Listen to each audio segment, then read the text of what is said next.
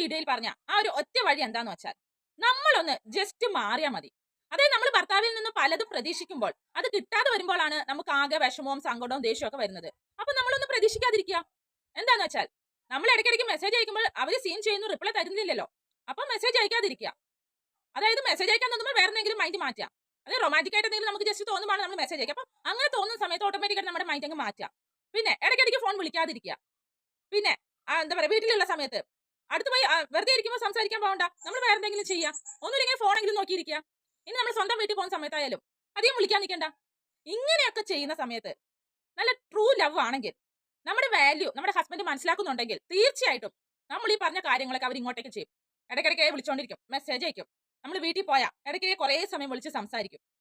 നീ മെസ്സേജ് അയച്ചാൽ പോലും അപ്പൊ തന്നെ റിപ്ലൈ തരും. ഇനി നമ്മൾ മെസ്സേജ് അയക്കണ്ട, ഇങ്ങോട്ടേക്ക് അയക്കും. നീ ഇപ്പൊ എന്താ പഴയതുപോലെ അല്ലല്ലോ എന്ന്. അപ്പൊ ഇടയ്ക്കൊക്കെ നമ്മുടെ വാല്യൂ അവരെ മനസ്സിലാക്കി കൊടുക്കണ്ടേ വേണ്ടേ?